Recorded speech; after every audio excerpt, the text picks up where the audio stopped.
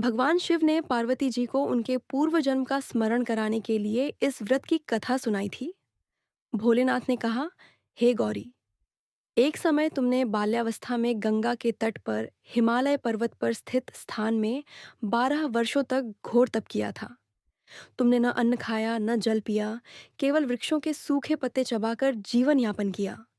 माघ की कड़कड़ाती ठंड में तुमने जल में खड़े होकर तप किया। वैशाख की प्रचंड गर्मी में तुमने पंचाग्नि के मध्य बैठकर साधना की। और श्रावण की भारी बारिश में खुले आकाश के नीचे बिना अन्न जल के समय बिताया। तुम्हारी यह कठोर तपस्या देखकर तुम्हारे पिता हिमालय अत्यंत दुखी हुए।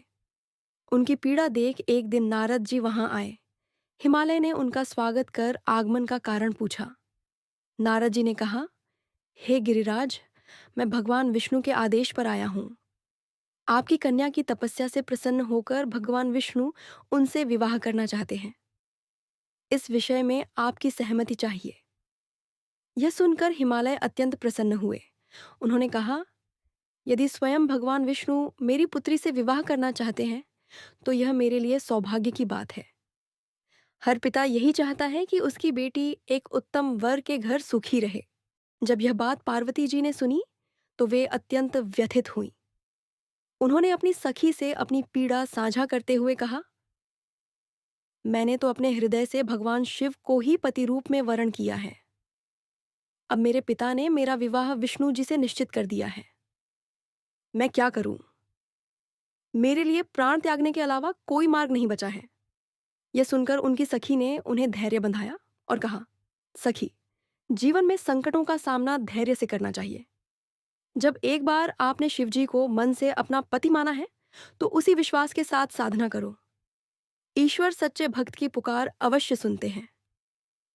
चलो, मैं तुम्हें ऐसी जगह ले चलती हूँ जहाँ तुम्हारे पिता तुम्हें खोज न सकें और तुम शांति से तप कर सको।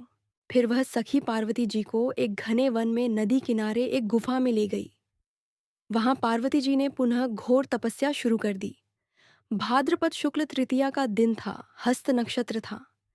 पार्वती जी ने उस दिन रेत से शिवलिंग बनाकर विधिवत पूजन किया और व्रत रखा। रात्रि जागरण कर शिवजी की स्तुति की।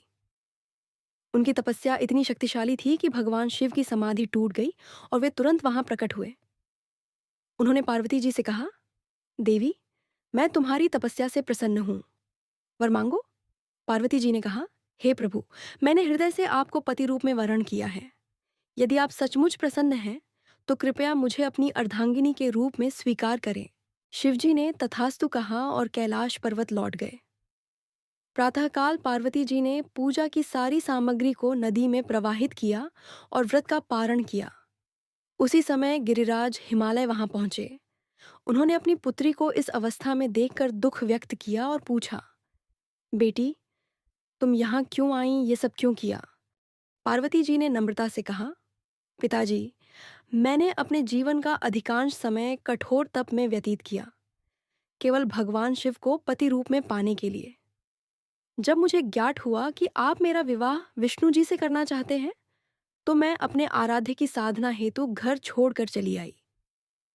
अब मैं केवल इसी शर्त पर घर लौटूंगी कि आप मेरा विवाह महादेव जी से करेंगे। हिमालय जी ने अपनी पुत्री की आस्था और संकल्प को देखकर सहमति दी और कुछ समय पश्चात विधि पूर्वक शिव और पार्वती का विवाह संपन्न हुआ। भगवान शिव ने पार्वती जी से कहा, हे देवी, यह वही तिथि थी जब तुमने मेरी आराधना करके यह व्रत किया था। उसी व्रत के फलस्वरूप मैं तुम्हारे सामने प्रकट हुआ और तुम्हें पत्नी रूप में स्वीकार किया। इसीलिए यह व्रत अत्यंत प्रभावशाली है।